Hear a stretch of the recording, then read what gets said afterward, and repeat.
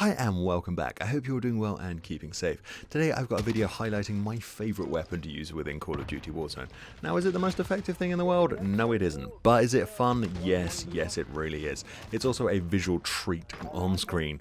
Whether it's the fire flying all over the place, the weird janky recycling animation that your shoulder does this weird sort of disjointed thing, or you sort of punch yourself in the face if you're aiming down sights with it, it's just an enjoyable weapon in every single realm of possibility. And the weapon in question is the VLK shotgun with the Dragon's Breath rounds. On it I'm using the 1-inch punch weapon variant. Doesn't really change very much other than the visuals of the weapon, and I just prefer it over the standard look because the standard one you have this sort of tan skin and it doesn't really get covered up by any camouflage that you can apply to the weapon, or at least the ones I have at this point. Maybe if you've got the Damascus or the fun little super high unlock ones, I ain't got that far in the game yet. So with the ones I've got, this one just looks the best, so which is why I'm using it. As for the attachments on the muzzle, I'm using the Forge Attack Marauder. It gives you the biggest damage boost of about like 25 range boost of about 25%, which is better than every other attachment on the thing. You can swap this out for the choke if you're going to be ADSing a little bit more. This does reduce your spread a little bit, but not as much as the choke, so you're definitely going to be a little bit more accurate if you want to be ADSing all the time. I'd chuck on the choke over this, but for everything else I'd use this one because it just gives you everything you want. It suppresses it, gives a damage range, and your only negatives are ADS and your walking steadiness, which aren't really two things that I really care about because I'm going to be hip firing it most of the time.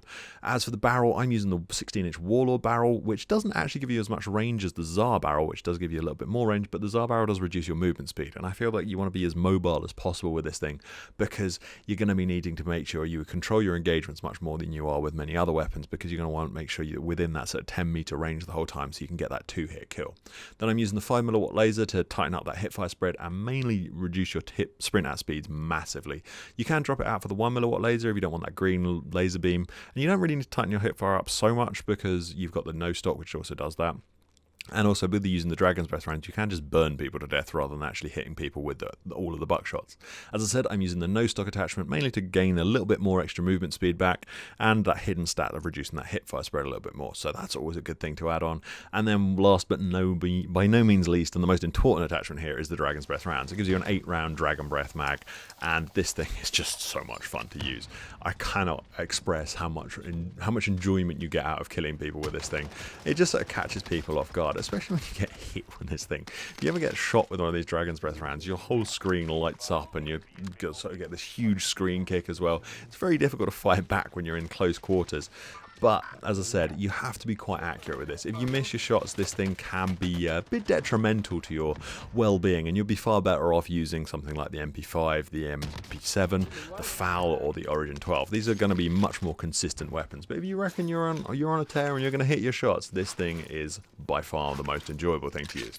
As for time to kill, it probably has one of the fastest close quarter times to kill. I think the Origin 12 might be the only weapon that actually edges it out now. I don't know with the recent nerf to the FAL whether it dropped it down significantly enough. This kills in about 400 milliseconds if you hit both of your shots, which is pretty darn fast. I mean, it's still nearly double that of the Origin 12, but the Origin 12 does have a slightly shorter range. This almost has double the range of the Origin 12. You can push it out to about 10 meters for still getting those 2-hit kills as long as you hit enough pellets, whereas the Origin probably only going to be effective about 5 meters, but you can wipe entire squads. Also in this video, you might see, on my last video I did a thing giving you 10 jump spots. I've also got a couple of the jump spots actually working out in this gameplay and catching people off guard. I don't know whether I've got the audio in there, but the guy who I just killed here, he was like, where on earth did that guy just come from? He didn't come up the ladder? What on earth is going on? I'm not sure those were the exact words. There was probably a few more profanities said in that, but I didn't really want to repeat that. So yeah, check out that video if you haven't already.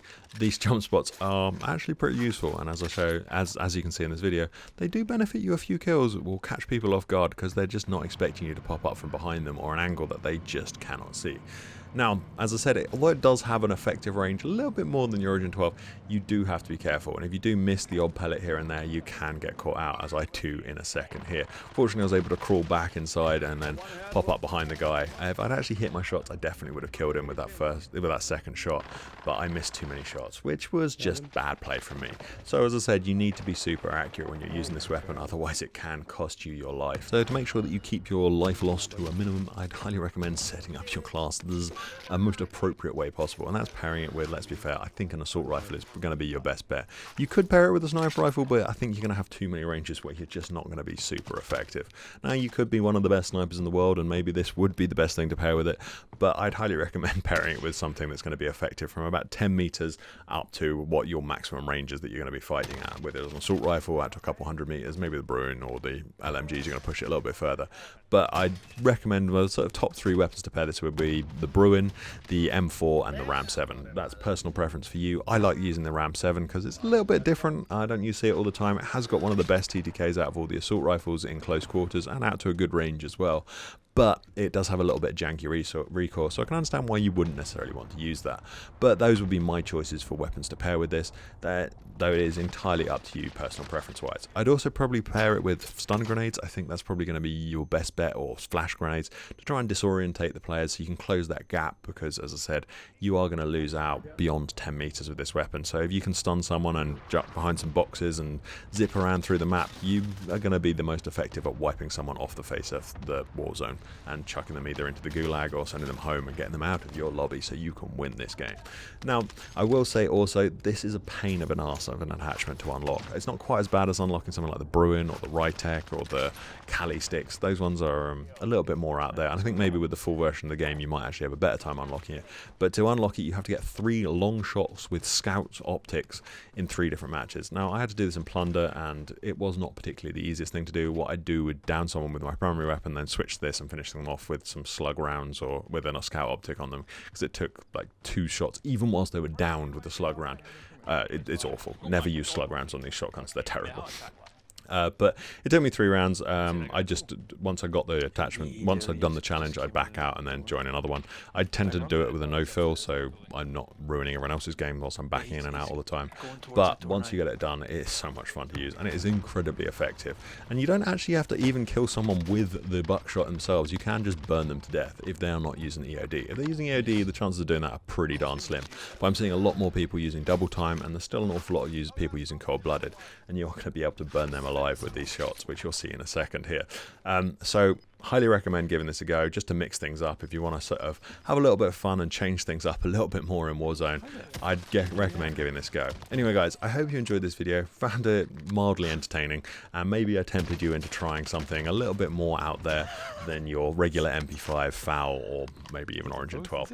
But hey guys, thank you very much for watching, and I shall see you in the next video. Goodbye for now. Bye.